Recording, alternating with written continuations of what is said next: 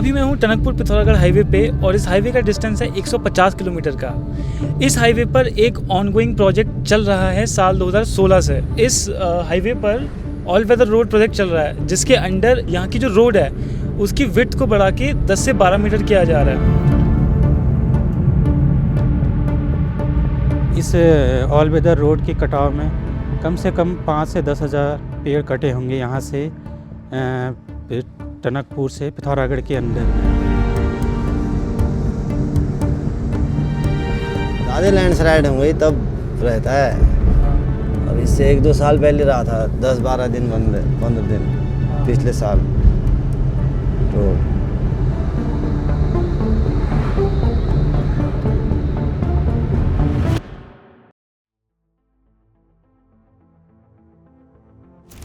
दरअसल Tanakpur Pithoragarh all weather road project Chardham all weather road project का ही एक इंपॉर्टेंट हिस्सा है। इस प्रोजेक्ट की शुरुआत 2016 में हुई थी, जिसका उद्देश्य उत्तराखंड के पहाड़ी इलाकों में ऐसी सड़कें बनाना था जो कि साल भर चलती रहें और बारिश या लैंडस्लाइड के दौरान भी कनेक्टिविटी बनी रहे। 27 दिसंबर 2016 को प्राइम मिनिस्टर नरेंद्र मोदी ने लगभग 12,000 करोड़ रुपए के चारधाम यात्रा हाईवे डेवलपमेंट प्रोजेक्ट की फाउंडेशन रखी थी। लेकिन इस वीडियो में हम स्पेसिफिकली टनकपुर पिथौरागढ़ हाईवे की ही बात करने वाले हैं। As per the initial road map, इस प्रोजेक्ट के अंडर टनकपुर से लेकर पिथौरागढ़ तक के ही हाईवे को वाइड किया जाना था, जिसका डिस्टेंस लगभग 150 किलोमीटर का था और इनिशियली इसका बजट 1065 करोड़ रुपए से 1200 करोड़ रुपए तक का था। But later on it was plan to extend from Pithoragarh to Dharchula, तवाघाट and up to the Lipulekh pass, which extended the total distance to 370 kilometres and the budget to 5200 crore rupees. Lipulekh pass Indo China border के पास में है, जो कि उत्तराखंड के Pithoragarh district के अंदर आता है। पिथौरागढ़ के ईस्टर्न पार्ट से चाइना की तिब्बत रीजन की सीमा लगती है और वहीं पर इंडो चाइना बॉर्डर है। अब इस हाईवे को वाइड करने का जो मेन पर्पस था वो था हमारी मिलिट्री की मोबिलिटी को इजी करना। ठीक है, जैसा कि आपको पता होगा कि पिथौरागढ़, ईस्टर्न पिथौरागढ़ से इंडो चाइना बॉर्डर लगता है, लिपुलेख पास वहीं पर है। तो हमारी आर्मीज़ यहाँ से मशीन्स वगैरह को ईजिली वहाँ तक ट्रांसपोर्ट कर पाएँ, इसके लिए इस हाईवे को चौड़ा किया गया।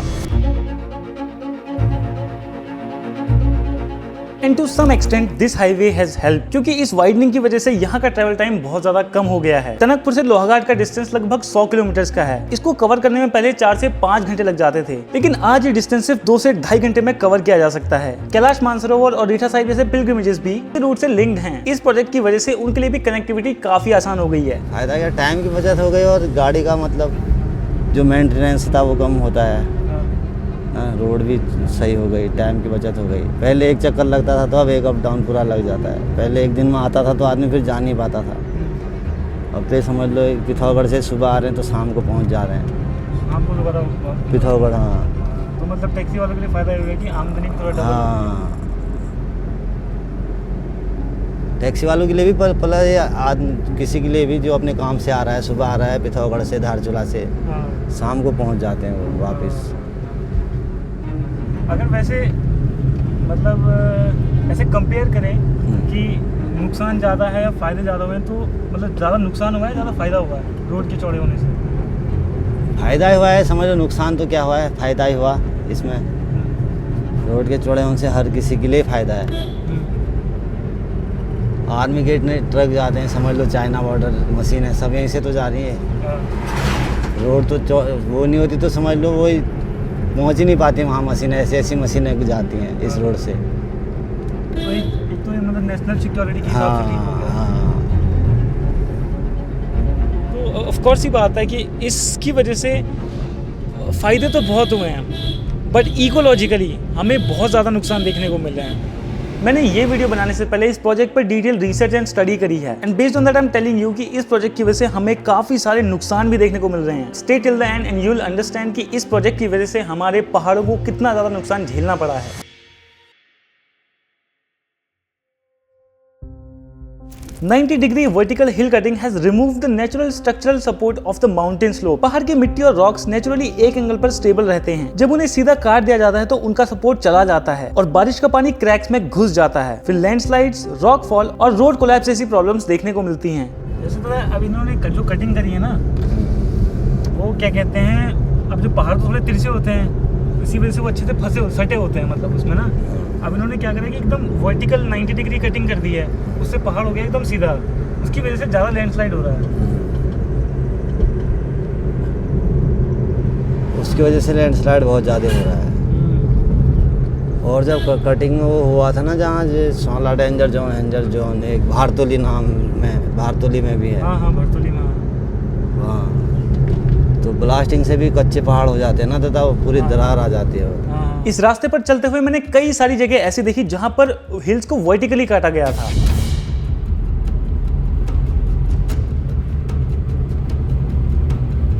अब 90 डिग्री वर्टिकल कटिंग को मैं आपको इजीली समझाऊं तो आप इसे मेरे हाथ के एग्जांपल से समझ सकते हैं। देखिए, जो पहाड़ों की नेचुरल कॉन्फ़िगरेशन होती है वो ऐसी नहीं होती। ये अभी 90 डिग्री पर है ना। ये थोड़ा सा पहाड़ थोड़े से ऐसे टिल्टेड होते हैं। अब इस टिल्ट की वजह से ये एक सपोर्ट में रहते हैं, हर एक चीज़ इंटैक्ट रहते हैं यहाँ पर, रॉक्स, मिट्टी, पत्थर, है ना।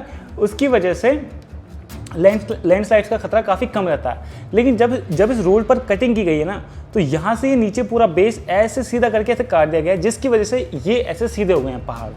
अब ये ऐसे सीधे हो गए तो एक तो यहाँ पर कटिंग हुई है, फिर यहाँ पर क्रैक्स भी हैं, और अब ये सीधे भी हैं। अगर यहाँ से और ये अब ये कमज़ोर भी हैं, ठीक है, और इसमें से पेड़ भी हटा दिए गए हैं। अब कभी इसमें अगर बारिश होगी तो डायरेक्ट इन क्रैक्स में पानी घुस जाएगा, और ऊपर की मिट्टी और जो रॉक्स है वो ऑलरेडी बहुत कमज़ोर हैं, तो वो सीधा नीचे आ जाएंगे। एंड इसकी ही वजह से इस रूट पर हमें बहुत सारे लैंडस्लाइड्स देखने को मिलते हैं।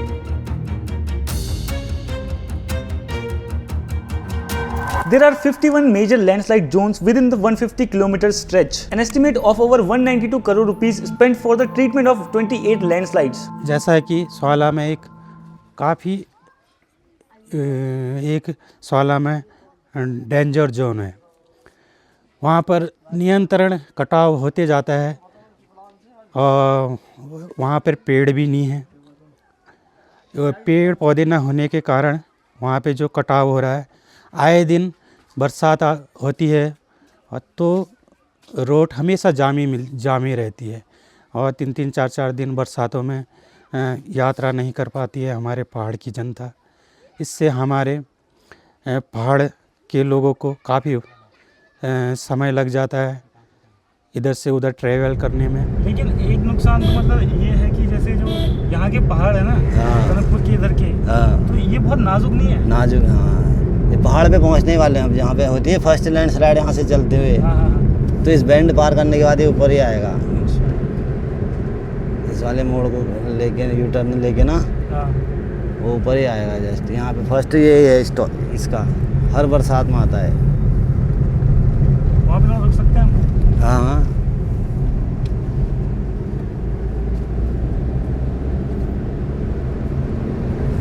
तो जैसे लैंडस्लाइड हो जाता है कभी, उससे फिर जाम की कितनी दिक्कत रहती है? जाम तो लगता ही है दादा, लगा तो लगता है। हाँ, ये है, ये लैंडस्लाइड की जगह है। अच्छा, यहाँ पे रुक सकते हैं एक बार यहाँ पे? हाँ,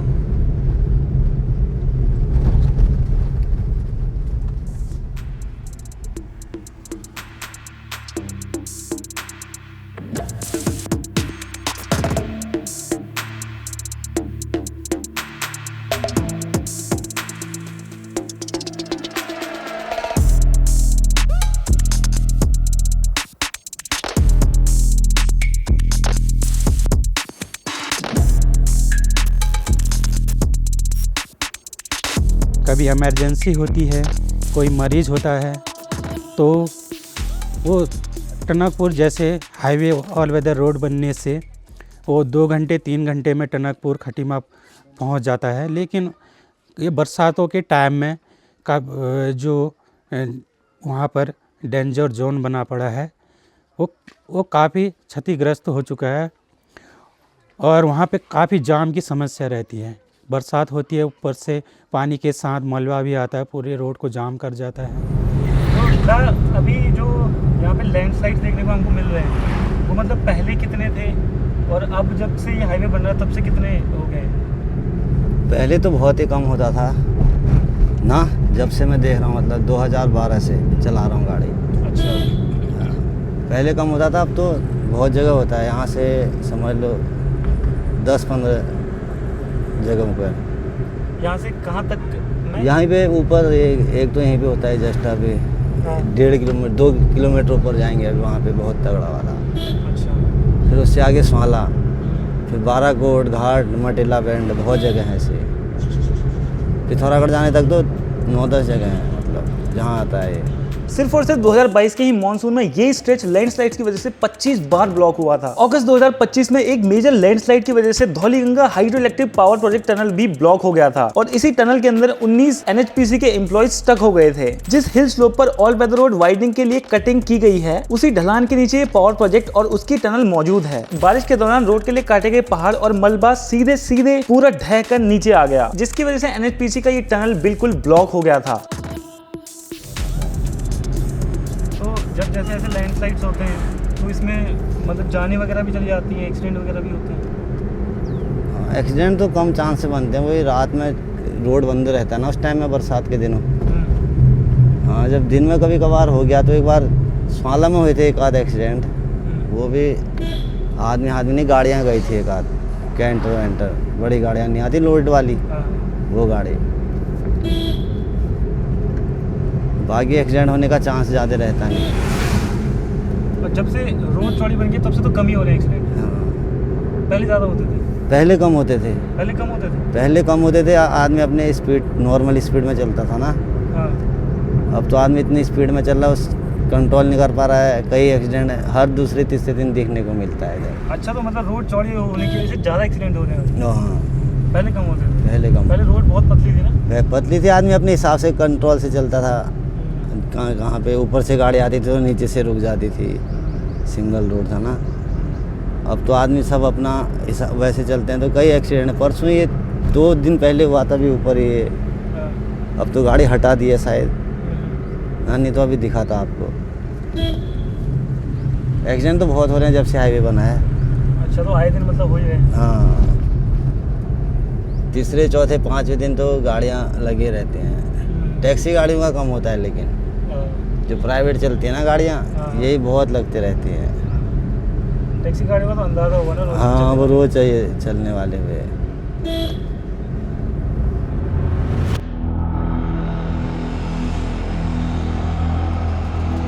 ऐसे बड़े हाईवे प्रोजेक्ट्स बनाने के लिए जब पहाड़ों में एक्सप्लोसिव्स का यूज किया जाता है तो उसके झटके सिर्फ ऊपर की चट्टानों को ही नहीं तोड़ते, बल्कि पहाड़ के अंदर की गहराई तक डीप क्रैक्स पैदा करते हैं। इस हैवी ब्लास्टिंग की वजह से अंदर की पहाड़ी पत्थर और मिट्टी अपनी मजबूत पकड़ खो देते हैं और बिल्कुल लूज हो जाते हैं। इसके बाद जब मानसून में भारी बारिश होती है तो पानी उन्हीं अंदरूनी दरारों में घुस जाता है। पहले से ही कमजोर और लूज हो चुका पहाड़ पानी का प्रेशर झेल नहीं पाता और पूरा का पूरा पहाड़ लैंडस्लाइड में नीचे गिर जाता है। जब ये ब्लास्टिंग करते हैं ऊपर के तो निकल ही जाते हैं, उसकी जो अगल बगल के पहाड़ होते हैं हिल जाते हैं ना पूरे, अंदर तक पूरा चली जाती है ना। हाँ, सब हिल जाते हैं वो पहाड़। वो पत्थर छोड़ देता है पत्थर को। हाँ। उससे भी ज़्यादा लैंडस्लाइडिंग होती है। हम अपने ये पहाड़ जिनसे हमें सब कुछ मिलता है, इनको हम छेड़ेंगे तो उससे हमें फ़ायदा कम और नुकसान ज़्यादा होगा उससे। हाँ, ज़रूर है, ऑल वेदर रोड बनी है, इससे हमारा ट्रैवल जो टाइमिंग है उसमें फ़र्क ज़रूर पड़ा है। और मैं सभी लोगों से निवेदन करूँगा कि ये हमारे जो पहाड़ है इसको बचाने में अपना महत्वपूर्ण योगदान दे, कोई किसी तरह से, कोई किसी तरीके से। और प्रशासन और जो नेता हैं उन लोगों से भी निवेदन करूँगा, जो बरसात के टाइम में हमारे डेंजर जोन है जहाँ पर हमेशा लैंडस्लाइड हो जाता है, जिसके कारण हम आवाजाही भी बंद हो जाती है। कोई हमारा पेशेंट होता है वो टाइम पर बाहर हायर सेंटरों में नहीं पहुँच पाता है और कई लोगों की इस कारण से मौत भी हो जाती है।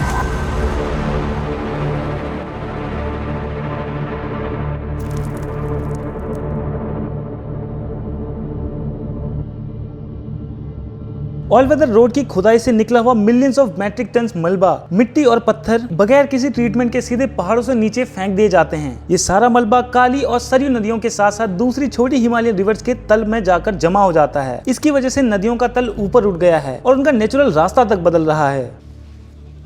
तो जैसा कि मैंने आपको मक डंपिंग के बारे में बताया था, उसका एक छोटा सा एग्जांपल हमको यहाँ पर भी देखने को मिलता है। अभी जैसे वहाँ पे देखोगे तो ये जो रोड है ये कोई मेन रोड नहीं है, ये गाँव को जाते हुए एक छोटी सी रोड है। अब बीच में यहाँ पर भी देखो ये वाले पैच में थोड़ा सा जो उसका मलबा हुआ होगा वो इकट्ठा हुआ होगा और वहाँ से वो जाके सीधे नीचे गिरा और नीचे नदी है, ठीक है। तो ऐसे करके इससे तो ज़्यादा नुकसान होगा नहीं, बट इसके दूसरी तरफ एक नदी है जो उस हाईवे से होते हुए जाती है, उससे जो मक नीचे डंप करा हुआ है ब्लॉक हो गई है, नदी ही बंद हो गई, उसका कोर्स ही बंद हो गया, तो वहाँ से पानी जा ही नहीं सकता। मैं बाराकोट ब्लॉक से बिलोंग करता हूँ। उसी के सामने में मेरी ग्राम सभा तल्ला बापरू है। उसके बीच में एक गाड़ है, गाड़ गधेरे हमारे पहाड़ी लफ्ज़ में बोलते हैं। तो एक ऊपर में डेंजर जोन बनाया गया है, उसके ऊपर में ही सभी जगह की मिट्टी वहीं पर एकत्रित कर देते हैं, जिस कारण जब बरसात होती है तो उसका पानी बहकर जो हमारा गधेरा है, पुंड्या गाड़ कहते हैं, पुणेसर भी कहते हैं उसे, तो गाड़ में उस गधेरे में सारी मिट्टी चली जाती है, जिससे हमारा जो पुणेसर गाड़ है उसका पानी आज जाम हो चुका है। मिट्टी के अंदर से उसका बहाव मिट्टी के अंदर से चला जाता है, पानी ऊपर को देखने को नहीं मिलता है। इससे हमारी क्षेत्र की जनता को काफ़ी परेशानी हो रखी है। ऐसे डंपी जोनों को यहाँ ऐसी जगह से हटाकर कि इसका कुछ न कुछ निवारण करें, जिससे कि गाड़ गधेरा का पानी संचालन हो, शुद्धता बनी रहे। इससे हमारे गांव, छोटे मोटे गांव को भी पानी जाता है, पंपिंग योजनाएं चलती हैं, इससे हमारा आजीवन संचालन रहता है। जब मॉनसून में हैवी क्लाउड बर्स्ट होता है तो इस मलबे के कारण नीचे के इलाकों में फ्लैश फ्लड्स और बैंक इरोजन का खतरा बहुत ज्यादा बढ़ जाता है, जो कि पूरे रिवर इकोसिस्टम को तबाह कर देता है।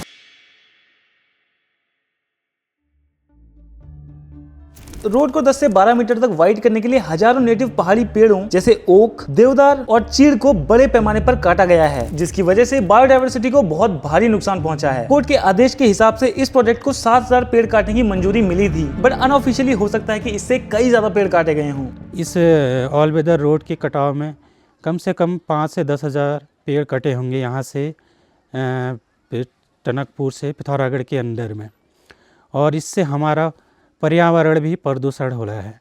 ये आजकल देखो प्लेन्स में जो फोक रहती थी वो भी पहाड़ों में आजकल देखने को मिलती है। टनकपुर जौलजीबी धारचूला बेल्ट बहुत सेंसिटिव हिमालयन वाइल्ड लाइफ जैसे लेपर्ड्स और ब्लैक बियर्ड्स का घर है। जंगल के बीच से रास्ता निकालने और पेड़ काटने की वजह से उनका नेचुरल हैबिटेट डिस्ट्रॉय हो गया है, जिससे उनके आने जाने के रास्ते पूरी तरह ब्लॉक हो गए हैं। इसी वजह से अब जंगल के पास वाले गाँव में मैन एनिमल कॉन्फ्लिक्ट बहुत ज्यादा बढ़ गया है। आजकल देख रहे हो जगह जगह पे रोड कट रही है, और रोड कटेगी तो जो हमारे जंगलों में पेड़ पौधे हैं, जिससे जंगली जानवरों को पर्याप्त भोजन मिलता है, तो क्या होता है कि जैसे ऑलवेदर कहीं पर भी रोड कटती है, जंगलों में रोड कट रही है, वहाँ पर जितने पेड़ पौधे कटते हैं, वहाँ के जो बुलडोजर होते हैं उसकी आवाज़ से जो जंगली जानवर हैं जैसे गुलदार हो गया, तो वो अपना रुख गाँव की तरफ करते हैं।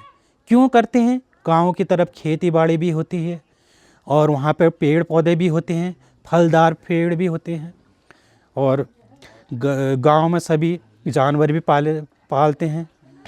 तो इससे हमारी जो गांव, जो पहाड़ों के बीच में गांव बसे हैं, उनके लोगों को काफ़ी नुकसान हो रखा है, उनके जानवरों को नुकसान हो जाता है। गांव के आसपास में गुलदार आ जाता है, कभी बकरी को निवाला बना जाता है। यहाँ तक कि इस चंपावत में, इस उत्तराखंड में ऐसे आए दिन ऐसे केस होते जा रहे हैं। गुलदार अपना निवाला जानवरों को छोड़ के उसको कुछ नहीं मिलता है, तो हम जनमानस को भी अपना शिकार बना लेता है। सिर्फ 2026 में ही जनवरी से मार्च तक 118 wild life attack cases report किए गए, जिसमें से 20 लोगों की मौत हो गई और 98 लोग बहुत हेवीली इंजर्ड थे। 2025 में 68 लोगों की मौत सिर्फ इसी वजह से हुई। साल 2000 से 2026 के बीच 1300 लोगों की मौत हुई वाइल्ड लाइफ अटैक्स में, एंड लगभग 6600 लोग बहुत बुरी तरीके से इंजर्ड हुए।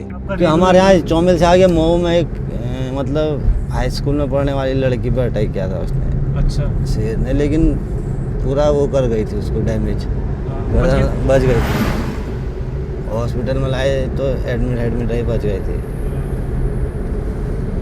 एक ऊपर मंगोली में खा लिया था बाघ ने। अच्छा। वो भी इसी बार की बात है। हमारे यहाँ चौमिल की इधर पड़ती ना मंगोली ऊपर, वहाँ इन वाइल्ड लाइफ अटैक्स में मेजर अटैकर्स हैं लेपर्ड एंड टाइगर, और कुछ केसेस हिमालयन ब्लैक बियर के भी आए हैं। रिसेंटली पिथौरागढ़ और चंपावत में ये अटैक्स बहुत ज्यादा बढ़ गए हैं। हमारे रिलेशन में भी एक औरत थी, वो हिम्मतदार थी, उसी ने उसको उसके गले में पकड़कर उसको औरत को डैमेज कर दिया।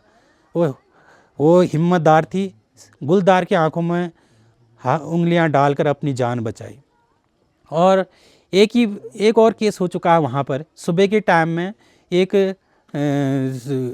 जवान आदमी सुबह ही वो ऐसे बाहर के टाइम में टहलने के लिए निकला था, गुलदार ने उसे भी अपना निवाला बना दिया। और जैसे हम अपने पर्यावरण को छेड़ेंगे, पेड़ को जितना हमने पर्यावरण को संतुलित करने के लिए हमने ज़्यादा पेड़ लगाने चाहिए, हमें यही निर्देश दिए जाते थे, पहले हमें यही सिखाया जाता था। आज क्या हो रहा है, जो हमने इतने पेड़ पौधे लगाए थे, आज ये एक सुविधा के लिए, जैसे ऑल वेदर रोड, कई चीज़ें के लिए आज पेड़ों का कटाव हो रहा है, जिस कारण जानवरों को जंगलों में अपना भोजन नहीं मिलता है, वो गांव की ओर चले जाते हैं। आज हमारे गांव में खेती बाड़ी कितनी कम हो गई है। नहीं तो पहले के ज़माने में जो भी जानवर होते थे, जैसे सुअर, हिरन, ऐसी चीज़ें जो जिनको उनको पर्याप्त भोजन जंगलों में ही मिल जाता था, आज वो हमारे खेतों में तक पहुंच रहे हैं। हम कुछ लगा रहे हैं भी तो हमारी खेती को भी नुकसान कर जा रहे हैं। कभी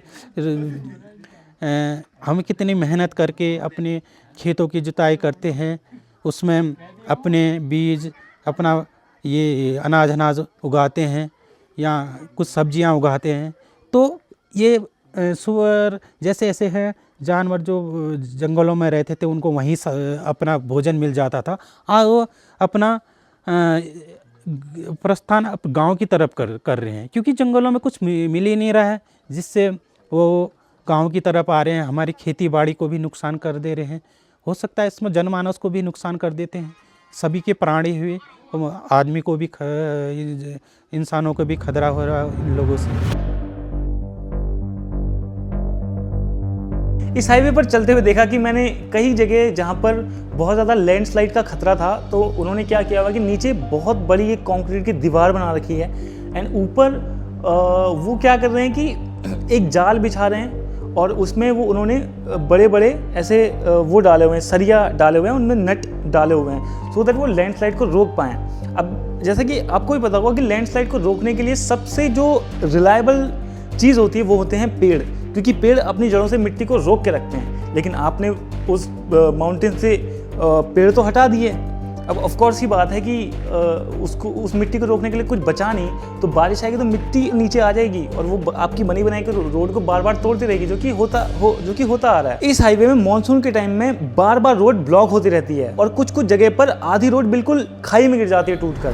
जैसे अब तो बरसात का मौसम आने वाला, अभी मई चल रहा है, ये जून जुलाई से फिर बरसात होने लगेगी। तो फिर मतलब कितना जाम रहता है लैंडस्लाइड की वजह से? जाम तो ज़्यादा नहीं लगता। आज ऐसा है कि रोड ये कट 2-3 बाईपास बन गए हैं। अच्छा, बाईपास भी बन गए? आएगी रीठा साहिब वाला, आएगी चंपावत से इधर, और एक ये द्यूरी वाला, 3 रोड आने के लिए तो ना, मतलब बट हाँ, दिन में वो जाम जो 1-8 दिन का है, वही 1-8 घंटे 2 घंटे ऐसे जाम, 3 घंटे वो जाम अलग है। लेकिन रोड बंद होता है तो बाईपास है 2-3, वहीं से चलता है रोड। अच्छा, बस एक थोड़ा टाइम बढ़ जाएगा। हाँ, टाइम भी बढ़ेगा। वहाँ पे सिंगल रोड है, ये सिफ्टी वैसे आता है, चंपा सिफ्टी है जगह, वहाँ से आता है, अमोड़ी में मिलता है बाईपास। अच्छा। और एक धौन से आता है, वो धौन क्रॉस होने के बाद वो आता नहीं द्यूरी वाला रोड, उस रोड से सीधे आगे बेल खेत में। और एक ये रीठा साहिब वाला है, सुगीडांग वाला, 3 बाईपास है। मतलब ये है कि मेन रोड ब्लॉक हो जाती है, बाकी काम चल जाता है। ज़्यादा लैंडस्लाइड होंगे तब रहता है। अब इससे 1-2 साल पहले रहा था, 10-12 दिन बंद, 15 दिन पिछले साल रोड। पहाड़ों के काटने पर इतनी ज़्यादा धूल निकल रही है, वहाँ पर इतनी हैवी मशीन्स चल रही हैं, वो कार्बन एमिट कर रही हैं, धूल निकल रही है तो उससे एयर पोल्यूट हो रही है। तो इसकी वजह से जो उस एरिया का पूरा इकोसिस्टम है वो बहुत ज़्यादा डिस्ट्रक्ट हो गया है। वहाँ पर पोल्यूशन बहुत ज़्यादा बढ़ गया है। पहाड़ के लोग एक्सपीरियंस कर रहे हैं कि पिछले कुछ टाइम से गर्मी भी वहाँ पर बढ़ने लगी है। और इससे हमारा पर्यावरण भी प्रदूषण हो रहा है। ये आजकल देखो प्लेन्स में जो फोक रहती थी वो भी पहाड़ों में आजकल देखने को मिलती है।